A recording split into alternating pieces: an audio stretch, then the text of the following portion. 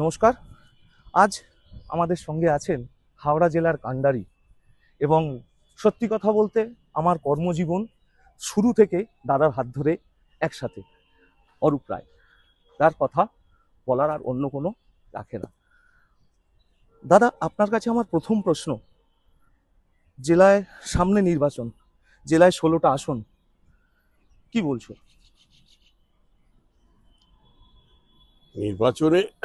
নির্বাচনে আমরা মাননীয় মুখ্যমন্ত্রী বাজেটে যেটা করেছেন, এবং শুধু আজকে নয়, আমরা 15 বছর আগে, আজ থেকে 15 বছর আগে, অর্থাৎ 2011 সালের আগে বাংলায় কোনো কিছুই হয়নি। বাংলার শব্দ হয়ে গেছে উন্নয়নে। কলকারখানা হয়নি, কলকারখানা সব বন্ধ হয়ে যাচ্ছে। বাংলার মানুষকে শোষণ করা হচ্ছে, গণতান্ত্রিক অধিকার কেড়ে নেওয়া হয়েছে। মানুষ মাথা উঁচু করে কথা বলতে পারে না, মানুষের অধিকার নেই, মানুষের স্বাধীনতা নেই, সব কিছু হারিয়েছে মানুষ। এই অবস্থায় আগুন জ্বলছে বাংলায়।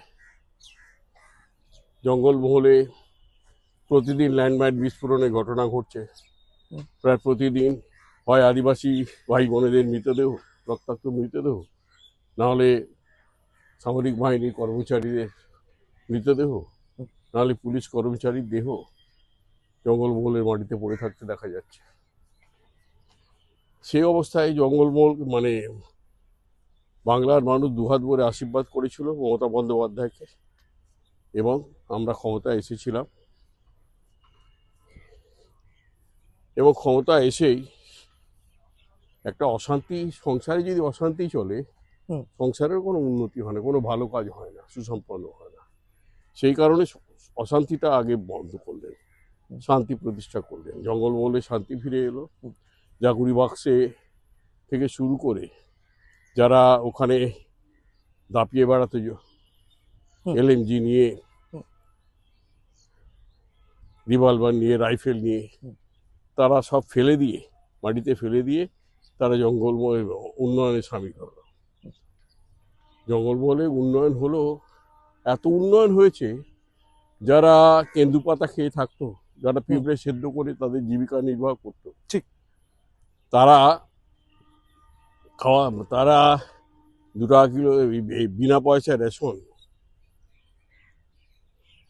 তারা খাওয়া পেল, তারা 100 দিনে কাজ পেল, তাদের স্কুল হলো, কলেজ হলো, বিশ্ববিদ্যালয় হলো, হাসপাতাল হলো।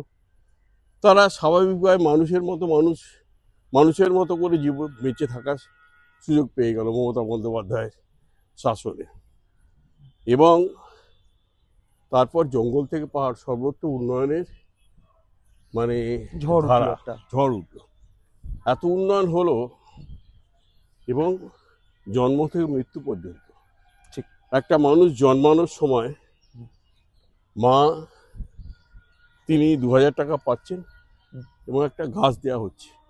গাছ কি গাছ? মেহগিনি গাছ। গাছটা বাড়িতে গিয়ে পুঁতে দিচ্ছেন মা। গাছটা বড় হচ্ছে, ছেলেটাও বড় হচ্ছে। গাছটা বড় হতে হতে ছেলেটা বড় হতে হতে ছেলেটা যখন হায়ার সেকেন্ডারি পরীক্ষায় পাস করে গেল, গাছটা তখন প্রকাণ্ড একটা মেহগিনি গাছ হয়ে গেছে। গাছটা তখন ছেলেটাকে পড়াশোনা করাতে হবে, হায়ার এডুকেশন করাতে হবে। দাম বিক্রি করার জন্য উদ্যোগ নিলেন, বিক্রি দাম উঠলো 1 লাখ টাকার অনেক বেশি। সেই টাকায় বিক্রি করে দিলেন, সেই টাকা ছেলেকে ভর্তি করে দিলেন। আরও যদি টাকা চাই, যদি মেডিকেল পড়ে, MBBS পড়ে, আরও যদি অন্য কোনো যদি বেশি খরচা হয়, তাহলে তার জন্য স্টুডেন্ট ক্রেডিট কার্ড আছে। 10 লক্ষ টাকা পর্যন্ত লোন সরকার গ্যারেন্টার হবে, সরকার গ্যারেন্টার হবে, রাজ্য সরকার গ্যারেন্টার হলো, এবং 15 বছর তাদের কোনো টাকা শোধ দিতে হবে না, 15 বছর পর থেকে শোধ দেবে। এই ব্যবস্থা করে দিলেন মুখ্যমন্ত্রী। তারপরে কন্যাশ্রী থেকে আরম্ভ করে কন্যাশ্রী, যুবশ্রী, সবুজ সাথী, স্বাস্থ্যসাথীর মাধ্যমে সমস্ত মানুষের চিকিৎসার ব্যবস্থা। তাহলে খাওয়া হয়ে গেল, ট্রিটমেন্ট হয়ে গেল বিনা পয়সায়। তাহলে মানুষের আর কি দরকার? ঠিক। এরপরে মানুষ মানে আর অন্য কোনো দলের কথা ভাববে? যতই বিভ্রান্তি করুক। ঠিক। আর যারা লাফালাফি করছে, হুম। বিদেশ থেকে এসছে, বিদেশি পার্টি একটা, যারা বাংলায় কথা বলতে পারে না, বাংলা মানে বাঙালিদের বাংলা বিরোধী যারা, তাদেরকে মানুষ ভোট দেবে? যারা মানুষকে এইভাবে হ্যারাস করেছে, এইভাবে হয়রান করেছে, সমস্ত মানুষকে ডেকে ডেকে হয়রান করেছে এই এসআইআর নাম করে, অসভ্য একটা।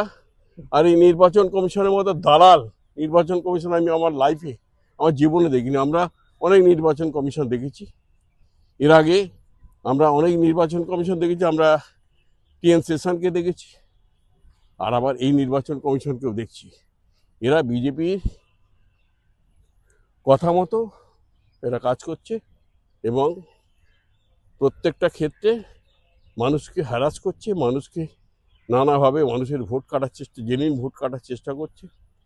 যারা জেনুইন ভোটার তাদের ভোটার লিস্ট থেকে নাম বাদ দিয়ে আমাদেরকে হারানোর চেষ্টা করছে, বাংলাকে দখল করার চেষ্টা করছে। পারবে দাদা? কিন্তু বাংলাটা বিহার নয়, বাংলাটা বিহার নয়, বাংলা মমতা ব্যানার্জি আছে। বাঘের বাচ্চা বাঘিনীর মতো তিনি লড়াই করে, সুপ্রিম কোর্টে লড়াই করে দেখিয়ে দিয়েছেন যে কীভাবে লড়াই করতে হয়।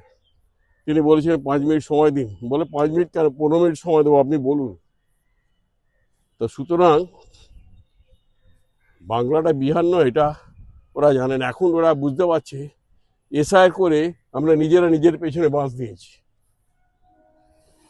দাদা, আপনি তো নিজে লয়ার, মুখ্যমন্ত্রীর এই যে সুপ্রিম কোর্টে যাওয়া, এটাকে আপনি লয়ারের ভাষায়, মানে আপনি এটা ভালো বলতে পারবেন, আমরা সেটা বলতে পারবো না। দাদা, আপনি এটাকে কিভাবে দেখছেন? দিদিমণি ওই যে গেলেন, মুখ্যমন্ত্রী স্বয়ং দাঁড়ালেন, সওয়াল করলেন। মুখ্যমন্ত্রী মমতা ব্যানার্জি বলেই পারেন এটা।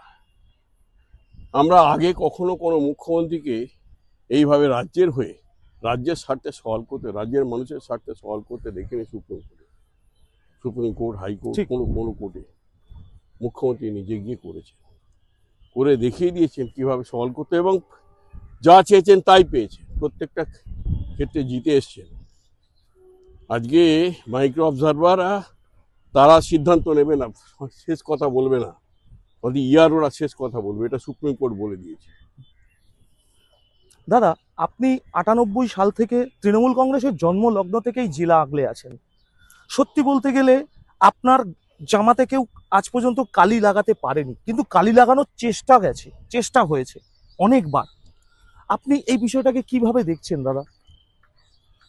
দেখো, কালি লাগানোর চেষ্টা অনেকে করেছে, কিন্তু সম্ভব হয়। আমি সোজা পথে চলি, সোজা কথা বলি, অসৎ পথে চলি না, মানুষের উপকার করি সারাদিন।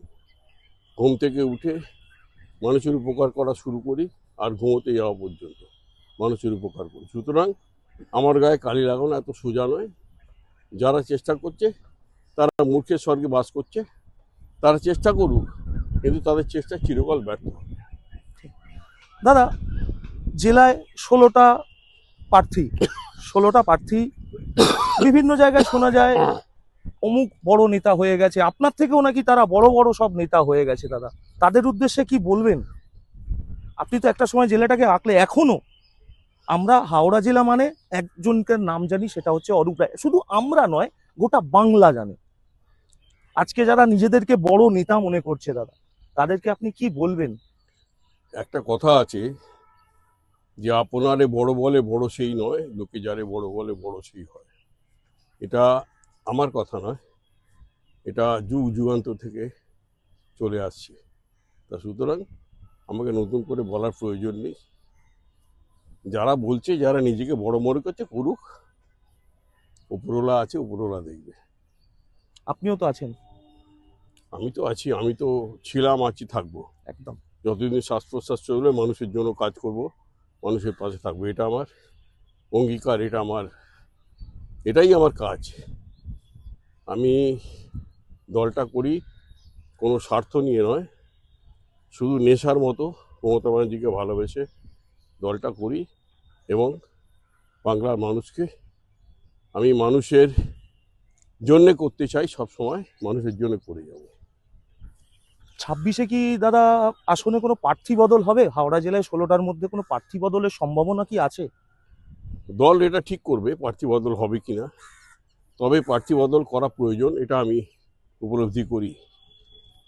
মানে প্রার্থী বদল না হলে হাওড়াটা বিক্রি হয়ে যাবে। আপনি বলছেন, মানে নিশ্চয়ই আপনি কোনো ইঙ্গিত পেয়েছেন। যে কথা বললাম এর থেকে বড় কথা হয় না, এর থেকে ভালো। দাদা আপনি কি সেন্ট্রাল হাওড়া এবারে প্রার্থী? তো আপনি এবার জানি না আপনার দল প্রার্থী করলে প্রার্থী হব। দল যদি প্রার্থী করে, আমাকে প্রার্থী উপযুক্ত মনে করে, এই প্রার্থী হব, কাজ করবো দলের জন্য। প্রচারে যাবেন সব জায়গায়? নিশ্চয়ই যাবো। ঠিক আছে, অনেক খোলামেলা আলোচনা হলো দাদার সাথে হাঁটতে হাঁটতে। এই